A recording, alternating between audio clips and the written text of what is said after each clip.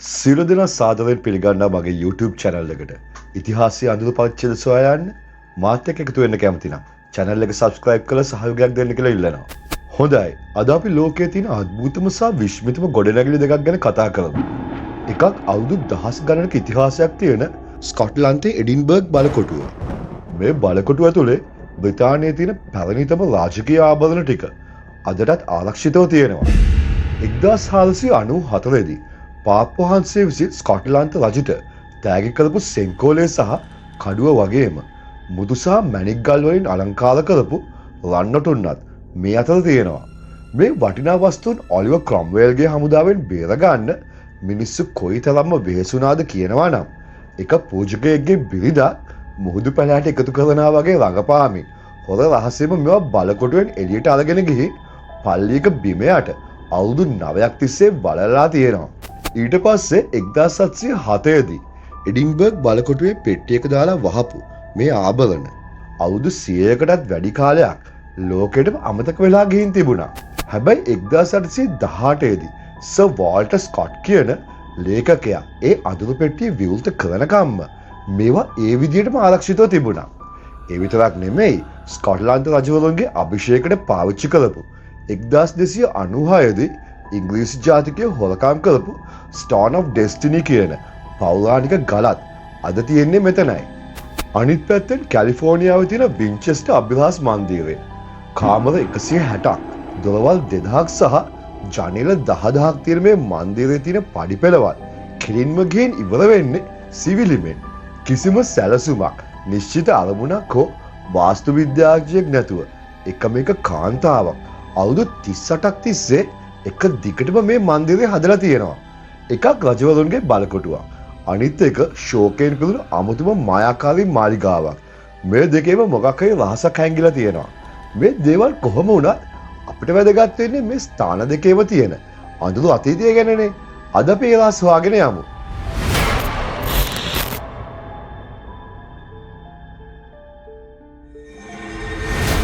ඔයගොල්ලෝ ලෝකයේ තියෙන අద్భుතම ස්ථාන 10 ගැන අන්තර්ජාලයේ සර්ච් කළොත් ස්කොට්ලන්තයේ එඩින්බර්ග් බලකොටුවට සුවිශේෂී ස්ථානයක් හම්බ වෙන බව ඔයගොල්ලන්ටත් පෙනේවි.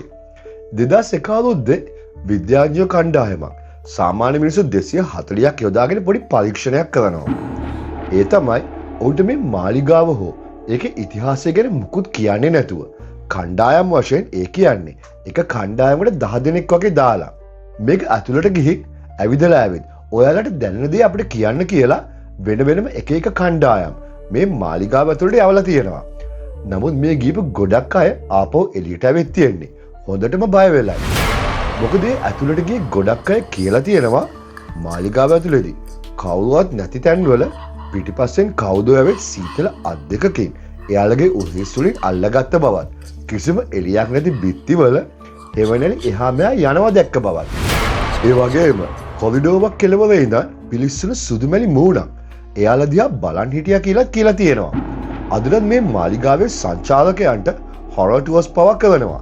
ඒ වගේම මේ මාලිගාවේ අඳුරු ඉතිහාසය සහ පුරාවෘත්ත ගැන පැහැදිලි කිරීම කරන වෙනම කණ්ඩායමකුත් ඉන්නවා. හැබැයි ඔයගොල්ලන්ට මේ අඳුරු ඉතිහාසය ගැන දැනගන්න බොහෝ විට පුළුවන් වන්නේ ඔබ ඒ ගැන උනන්දුවක් දක්වන කෙනෙක් නම් විතරයි. නැත්නම් බොහෝ විට ඔයගොල්ලන්ට මේ මඟ පෙන්වන්නන්ගේ දැනගන්න ලැබෙන්නේ බලකොටුවේ ප්‍රෞಢ ඉතිහාසය ගැන විතරයි. ඒ කියන්නේ ඔයා මේ තැනට ගිහින් තියෙනවා. නමුත් මම අද කියන දේවල් ගැන දන්නේ නැත්නම් ආයෙ ගිය වෙලාවක ඒ ගැන හොයලා බලන්න කියලා ඉල්ලනවා. ස්කොට්ලන්තයේ එඩින්බර්ග් නගරයට යාබදව ගිනි කන්දක් උඩ මීටර් 130ක් ඉහළින් පිහිටලා තියෙන මේ මාලිගයට අවුරුදු 1000කට කිට්ටු ඉතිහාසයක් තියෙනවා. ඒ කියන්නේ කාලයක් තිස්සේ විවිධ හමුදාවන් මේකට පහර දීලා තියෙනවා. රජවරු මේක ඇතුලේ කුමන්ත්‍රණය කරලා තියෙනවා. ඒ වගේම හිරකාරයෝ මේකට තියෙන කළුවල කාමරවල දම්වැල් වලින් බැඳලා අමතක කරලා දාලා තියෙනවා. නමුත් ස්කොට්ලන්තයේ බ්ලැක් ඩෙත් කියන දරුණු වසංගතය ආපු වෙලාවේ වෙච්ච දෙයක බලද්දී අර කිසිම දෙයක් ඒකට සමාන කරන්න බැහැ කියලා තමයි කියන්නේ. 1349 දී බ්ලැක් ඩෙත් වසංගතය එඩින්බර්ග් නගරේ පුරා පැතිරෙද්දී මිනිස්සු හිටියේ ලොකු බයකින්. මොකද මේ වසංගතයෙන් යුරෝපයේ ජනගහනයෙන් මිලියන 25ත් 50ත් අතර ප්‍රමාණයක් මිය ගිය නිසා පාරවල් ගානේ මලමිනි ගොඩ ගැහිලා තිබුණා. ඒ නිසා නගරේ පාලකයෝ ලොකු තීරණයක් ගන්නවා. ඒ තමයි මේ රෝග ලක්ෂණ තියෙන ඕනෑම කෙනෙක්ව ඒ කියන්නේ පිරිමි, ගැහැණු, ළමයි ඔක්කොමලම අල්ලගෙන මේ මාලිගාව යට තියෙන බුගත කුටි වලට දාලා එළියට එන්න බැරි වෙන්න ඕන්න හිර කරන එක. ඔවුන් හිතුවේ මේ නිසා වසංගතේ පැතිරෙන එක සම්පූර්ණයෙන්ම පාලනය කරන්න පුළුවන් වෙයි කියලා. නමුත් මේ වසංගතයට ගොදුරු වෙලා සිර කරපු මිනිස්සු එකපාරම මැරෙන්නේ නැහැනේ. ඔවුන් මේ සිර කූඩුව ඇතුලේ දවස් ගණන් වේදනාව විඳලයි මිය ගිහින් තියෙන්නේ. මේ විදිහට මේ මාලිගාව ඇතුලේ දහස් ගණන් අහිංසක මිනිස්සු මිය ගිහින් තියෙනවා. හැබැයි මේ මාලිගාවේ පළවෙනි අద్భుත සිදුවීම වාර්තා වෙලා තියෙන්නේ 1650 විතර. එදා ඉඳන් මේ මාලිගයේ හිටපු මුරකාරයන්, සොල්දාදුවන් සහ නරඹන්නන් බොහෝ දිනෙක රාත්‍රී කාලයේදී අඳුරු කොරිඩෝරක ඉන්න බෙරයක් අතින්ගත් කුඩා පිරිමි දරුවෙක් ගැන විස්තර කරලා තියෙනවා. ඔවුන් කියලා තියෙන විදිහට මාලිගාවේ හිටපු සොල්දාදුවන් බොහෝමයකට රැට බෙරහඬක් ඇහිලා ඔවුන්ගේ ශබ්දය සොයාගෙන ගියාම ඔවුන් දැකලා තියෙන්නේ ඔළුවක් නැති පිරිමි දරුවෙක් අතේ බෙරයක් තියාගෙන අඳුරු කොරිඩෝරක හිටගෙන ඉන්න බවයි. හැබැයි කතාවක් තියෙනවා මාලිගාවට මොකක් හරි අනතුරක් වෙන්න තියෙනවා නම් මුලින්ම පෙනී ඉන්නේ මේ ළමයා කියලා. ඒ කියන්නේ ඒ බෙරහණින් ඔහු කරන්නේ අනතුරු ඇඟවීමක්ලු. ඒ වගේම තවත් කතාවක් තියෙනවා බෑග් පයිප් වාදකයෙක් ගැන. 1800 ගණන් වලදී කම්කරුවන්ට මාලිගාව යටින් උමගක් හම්බ වෙනවා. මේක එඩින්බර්ග් නගරේ පාරවල් යටටම යන අඳුරු උමගක්. හැබැයි මේක කොතනින් ඉවර වෙනවද කියලා කවුරුවත්ම දැනගෙන හිටියේ නැහැ. ඒ නිසා ඔවුන් තීරණයක් ගන්නවා. ඇත්තටම මේක ටිකක් පිස්සු තීරණයක්. ඔවුන් කරන්නේ බෑග් පයිප් එකක් දීලා පොඩි පිරිමි ළමයෙක්ව මේ උමග ඇතුළට යවලා ඔහුට කියලා තියෙනවා උමගින් උඩ පාරේ ඉන්න අයට ඇහෙන්න. දිගටම බෑග් පයිප් එක වාදනය කරගෙන ඉස්සරහට ඇවිදගෙන යන්න කියලා. මොකද උමග ඇතුළෙන් මේ දරුවගේ බෑග් පයිප් එක වාදනය කරන සද්ද එන නිසා උඩ ඉන්න අයට මේ උමග යන ගමන් මාර්ගය ඒකෙන් හොයාගන්න පුළුවන් වෙයි කියලා ඔවුන් හිතලා තියෙනවා. කොහොම හරි භාගයක් විතර දුරට යද්දී මේ උමගින් ඇහෙන දරුවගේ බෑග් පයිප් සද්දේ එකපාරටම නැවතිලා යනවා. ඊට පස්සේ ළමයාට මොකද වුනේ කියලා බලන්න මිනිස්සු උමග ඇතුළට ගියාම ඔවුන්ට දූවිලි වල ළමයාගේ අඩිපාරවල් හොයාගන්න පුළුවන් වුණත් ළමයාටයි බෑග් පයිප් එකටයි මොකද උනේ කියලා කිසිම හොඩුවාවක් හොයාගන්න හම්බ වෙලා නැහැ. එදායින් පස්සේ අදටත් මහරයට එඩින්බර්ග් පාරවල් වල ඇවිදින මිනිස්සුන්ට පොළව යටි ඉවරයක් වෙන්නේ නැති බෑග් පයිප් සද්දයක් ඇහෙනවා කියලා තමයි කියන්නේ. අනෙක් පුරාවෘත්තය තමයි ග්‍රේ ලේඩි කියලා හඳුන්වන ජැනට් ඩග්ලස් ආර්යාවගේ අවතාරය. ඇය ඉතා උගත්, බලවත් වගේම කිසිම වරදක් නොකරපු ස්කොට්ලන්තයේ වංශවත් කාන්තාවක්. 1537 දී පස්වන ජේම්ස් රජු ඇයට මායාකාරියක් කියලා චෝදනා කරලා එඩින්බර්ග් මාලිගාවේ ගේට්ටුව ඉස්සරහට ගෙනල්ලා සෙනග ඉස්සරහම පණ පිටින් පුළුස්සලා මරලා දානවා. නමුත් ඇය මායාකාරියක් කියලා ඔප්පු කරන්න රජුට කිසිම සාක්ෂියක් තිබුණේ නැහැ. ඒ වුණාට ඒ කාලේ රජවරු තමන්ට විරුද්ධ වෙනවොත් තර්ජනයක් වෙයි කියලා හිතපු බලවත් කාන්තාවන්ට මායාකාරයන් කියලා චෝදනා කරලා ප්‍රසිද්ධියේ පුළුස්සා මරා දාන එක සාමාන්‍ය දෙයක් වෙලයි තිබුණේ. මේ ජැනට් ඩග්ලස් ආරයාවට උනේත් ඒ දෙයමයි. රජුට ඇයව කරදරයක් වුණ නිසාත් ජේම්ස් රජුට තර්ජනයක් වෙයි කියලා හිතුණු බලවත් මිනිස්සු එක්ක ඇයට සම්බන්ධකම් තිබුණ නිසා තමයි ඇයට ඉරණමට මුහුණ දෙන්න වෙන්නේ. ඒ සිදුවීම දැක්කපු අය සඳහන් කරලා තියෙන්නේ අයව පුළුස්සා මරණ වෙලාවෙත් ඇය රජුගෙන් සමාව ඉල්ලන්නේවත් අඬන්නේවත් නැතුව අන්තිම වතාවට රජු දිහා බලලා hina වෙලා මිය ගිය බවයි. එදා ඉඳන් ඇගේ ආත්මය ඒ ගේට්ටුව ළඟ දකින්න තිබෙනවා කියලා තමයි කියන්නේ. ඇය තාමත් ඒ ඇඳුමම ඇඳගෙන මූණේ පිලිස්සු සලකුණුත් එක්ක බලාගෙන ඉන්නවලු. එඩින්බර්ග් මාලිගාව අවුරුදු 1000ක් තිස්සේ මේ හැමදේම බලාගෙන හිටියා. කඩුවෙන්, ගින්නෙන්, වසංගතයෙන් සහ නිශ්ශබ්දතාවයෙන් වගේ හිතා ගන්න පුළුවන් හැම විදියකින්ම මිනිස්සු මැරෙනවා මේ ගල් බිත්ති දැකලා තියෙනවා. ඒ වගේ මේ බිත්ති වලට මේ හැමදේම මතකයි. මේ බිත්ති ඇතුලේ ඉතුරු වෙලා ඉන්න ආත්මයන්ට ඔවුන්ගේ කතාව කියන කෙනෙක් කෙනකන් බලන් ඉන්නවා වෙන්න පුළුවන්. ඒ කොහොම වුණත් අභිරහස් එඩින්බර්ග් මාලිගාවේ කතාව ඔකයි. හොඳයි, අපි දැන් ඊළඟට වින්චෙස්ටර් අద్භූත බංගලාවේ කතාව අහමු.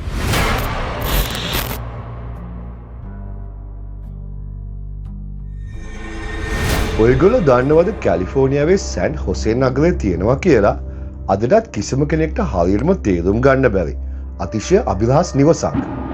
මේ ගෙදර කාමර 160ක්, දොරවල් 2000ක්, ජනේල 10000ක් වගේම පඩිපෙළවල් 47ක් තියෙනවා. හැබැයි පුදුමේ කියන්නේ මේ සමහර පඩිපෙළවල් කෙලින්ම ගිහින් නතර වෙන්නේ සිවිලිමේ. සමහර දොරවල් ඇරියම තියෙන්නේ පහළ මිදුලට වැටෙන තට්ටු දෙක මහා ප්‍රපාතයක්. ඒ වගේම සමහර කොරිඩෝරවල කිසිම තේරුමක් නැතුව එක පාරටම ඝන බිත්තියකින් කෙලවර වෙනවා.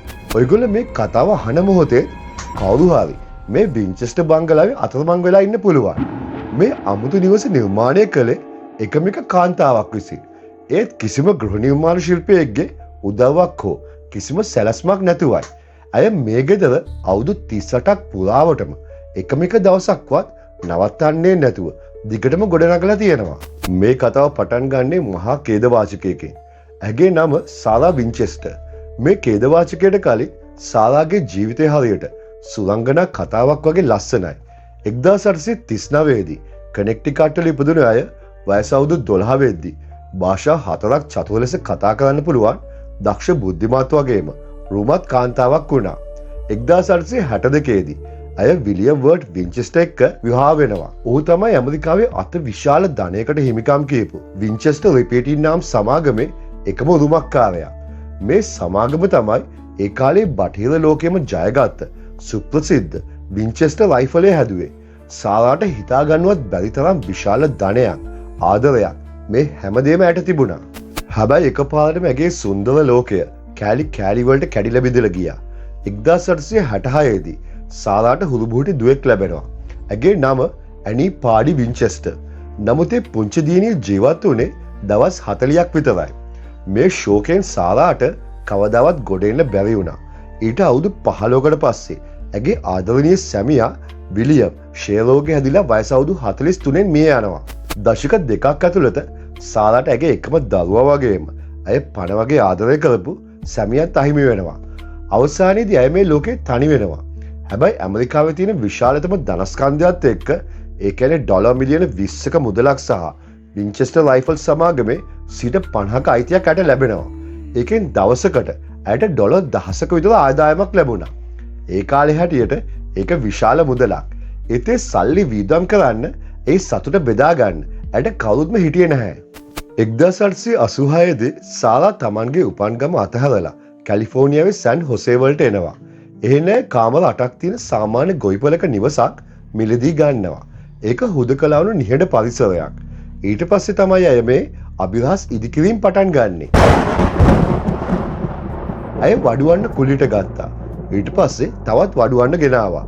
වැඩ කරන අයව මාරුවෙන් මාරුවට යොදවලා දවසේ පැය 24 පුරාවටම සතියේ දවස් 7ෙම කිසිම විවේකයක් නැතුව මේ ගෙදර හදන්න පටන් ගත්තා. කිසිම කෙනෙක්ට සැලැස්මක් පෙන්වුවේ නැහැ. මොකද එහෙම සැලැස්මක් ඇට තිබුණේ නැහැ. සාරා හැමදාම උදේට ඇවිත් රෑ පුරා කටු සටහන් විදියට ඇඳපු කොළ කෑලි ටිකක් වඩුවන්ට දීලා ආයෙමත් අතුරුදහන් වෙනවා. මේ නිවස හැම පැත්තකින්ම එක පාරටම විශාල වෙන්න ගත්තා. පවන කාමර උඩින් අලුත් කාමර ඉදි වුණා. කිසිම තැනකට යන්නේ නැති පඩිපෙළවල් හැදුනා. එක කොරිඩෝරක සෑහෙන දුරකට ගිහින් ආයෙමත් පටන් ගත්තු තැනටම එන විදිහට හදලා තියෙනවා. හරියට නිකන් මේස් එකක් ඇතුලේ ඉන්නවා වගේ. වැඩ කරන අය පවා කිව්වේ සමහර වෙලාවට එයාලා එක කාමරයක් හදලා ඉවර කරලා පහුවෙන්දා උදේ වෙද්දි ඒ කාමරේ සම්පූර්ණයෙන්ම ගඩොල් බැඳලා වහලා දාලා තියෙනවා දැක්කා කියලායි. හරියට සාරාට ඒ කාමරය ඇතුලේ තියෙන මොකක් හරි දෙයක් එළියට එනවාට අකමැති වුණා වගේ. දැන් මම කියන්නම් ඇයි සාරා මෙහෙම කළේ කියලා. අවුරුදු 100කටත් වඩා වැඩි කාලයක් තිස්සේ පැවතගෙන එන පුරාවෘත්තය තමයි මේක. තමන්ගේ සැමියා මිය ගියාට පස්සේ සාරා මළගියාත් එක්ක කතා කරන්න පුළුවන් කියලා කියන ඔය සයිකික් කියලා කියන්නේ අන්න එහෙම කෙනෙක්ව මුණ ගැහෙන්න ගිලා තියෙනවා. එතකොට එතනදී ඇයට කියලා තියෙනවා වින්චෙස්ටර් රයිෆලයේ ලෝකේ වෙන ඕනෑම ආයුධයකට වඩා මිනිස්සුන්ව මරලා තියෙන නිසා ඒ මිය ගිය අයගේ ආත්මයන් ගොඩක් කෝපෙන් ඉන්නේ. එයාලා ඔයාව හොයාගෙන එනවා. ඔයාට බේරෙන්න තියෙන එකම විදිහ තමයි ඒ ආත්මවලට ඉන්න ගයක් හදන එක. හැබැයි කවදාවත් ඒක හදන එක නවත්තන්න එපා. යම් දවසක ඔයා මේ ගේ හදන එක නැවැත්තුවොත් එදාට ඔයාගේ ජීවිතයත් අවසන් වෙනවා කියලා. අන්න ඒ නිසා තමයි ඇය දිගින් දිගටම මේ ගෙදර හැදුවේ. පොල්මන් වලට ඇවිදින්න කාමර, එයාලව අතරමන් කරන්න කොහෙටවත් යන්නේ නැති පඩිපෙළවල්, ආත්මයන්ව හිර කරන්න බිත්ති වලට විවෘත වෙන දොරවල් ඇය නිර්මාණය කළා. එහෙම බැලුවම මේක ජීවත් වෙන මිනිස්සුන්ට හදපු ගෙයක් නෙමෙයි. මළගිය ආත්මයන්ට හදපු ගෙයක්. හැබැයි මේ කතාවේ තවත් පැත්තකුත් තියෙනවා. සාරා වින්චෙස්ටර්ගේ සැබෑ ලියකියවිලි ඇගේ ලිපි සහ ඇයව ආශ්‍රය කරපු අයගේ තොරතුරු අධ්‍යයනය කරපු ඉතිහාසඥයන් කියන්නේ සම්පූර්ණයෙන්ම වෙනස් කතාවක්. සාරා අර වගේ සයිකික් කෙනෙක්ව මුණ ගැහුණා කියලා කිසිම සාක්ෂියක් නැහැ. ඒ වගේම ඇය හොල්මන් ගැන විශ්වාස කළා කියන්න කිසිම සාක්ෂියක් නැහැ. අයත් එක්ක වැඩ කරපු අය කියන්නේ ඇය ගොඩක් බුද්ධිමත්, Tamanගේ පාඩුවේ හිටපු වාස්තු විද්‍යාවට සහ නිර්මාණීකරණයට දැඩි ලෙස ආදරය කරපු කාන්තාවක් කියලයි. අර කියන හොල්මන් කාමර කොහෙටවත් යන්නේ නැති පඩිපෙළවල් කියන්නේ සැලැස්මක් නැතුව නිතරම නිවසේ වෙනස්කම් කරපු නිසා උණු දේවල් වෙන්න පුළුවන්. එතකොට අර හොල්මන් කතාව ඒක සම්පූර්ණයෙන්ම නිර්මාණය කළේ සාරා මිය ගියාට පස්සේ මේ ගෙදර මිලදී ගත ව්‍යාපාරිකයා විසිනුයි. ඔහුට ඕනේ උනේ ගෙදර බලන්න එන අයට ටිකට් විකුණ ගන්න. ඉතින් වාස්තු විද්‍යාවට ආදරය කරපු බුද්ධිමත් කාන්තාවකගේ කතාවකට වඩා හොල්මන් වලට බය පිස්සුවෙන් වගේ ගෙයක් හදපු වැන්දබුවකගේ කතාවක් මිනිසුන්ව ආකර්ෂණය කරගන්න ගොඩක් ලේසි වුණා කියලා තමයි කියන්නේ. කොහොම වුණත් 1922 සැප්තැම්බර් 5 වෙනිදා සාරා වින්චෙස්ටර් වයස අවුරුදු 83 දී මිය යනවා. ඇය මිය ගියේ Tamanගේ මුළු ජීවිත කාලයම කැප කරලා හදපු ඒ අමුතු කාමර වලින් පිරුණු නිවසේ නිදාගෙන ඉද්දිමයි. ඇය මිය ගිය ඒ තත්පරයේදීම වඩුවන් Tamanගේ වැඩ නැවැත්තුවා. බිත්තියට බාගෙට ගහපු ඇන, බාගෙට කපපු ලී, බාගෙට හදපු කාමර ඒ විදිහටම දාලා එයාලා යන්න ගිහින් තියෙනවා. හරියට ඒ ගෙදරට අවුරුදු 38කට පස්සේ නිදහසේ හුස්ම ගන්න පුළුවන් වුණා වගේ. වින්චෙස්ටර් අභිලාෂ් නිවස අදටත් එහෙම්මම තියෙනවා. සංචාරකයන්ට ඒක බලන්න යන්න පුළුවන්. අදටත් ඒ ගෙදරට යන අයට ඔයාලට අමුතු සද්ද ඇහෙනවලු. හිස් කොරිඩෝරවල අඩි සද්ද, සම්පූර්ණයෙන්ම වහපු කාමර වලින් එන සීතල සුළඟ. ඒ වගේම ළඟට යද්දී එකපාරටම නොපෙනී යන අඳුරු සෙවණැලි දකින්නවා කියලා මිනිස්සු කියනවා. ඇත්තටම සාරා වින්චෙස්ටර්ට මළගියාගේ ආත්මයන්ගෙන් කල්දරයක් තිබුණාද? එහෙමත් නැත්නම් ඇය Tamanගේ ආදරණීයන් අහිමිවීමේ දරා ගන්න බැරි දුක Taman දන්න එකම භාෂාව වුණ මේ නිවස ගොඩනැගීම හරහා පිට කළාද? මේක අදටත් කිසිම කෙනෙක් හරියට දන්නේ නැති රහසක්. ඒ නිවසේ සමහර කාමර අදටත් කවුරුවත්ම විවෘත කරලවත් නැහැ. ඉතින් එඩින්බර්ග් බලකොටුවේ සහ වින්චෙස්ටර් අභිලාෂ් නිවසේ කතාව ඕකයි. ඔයගොල්ලෝ මොකද හිතන්නේ? පහලින් කමෙන්ට් එකක් දාලා කියන්න. සියලු දෙනාටම ස්තුතියි.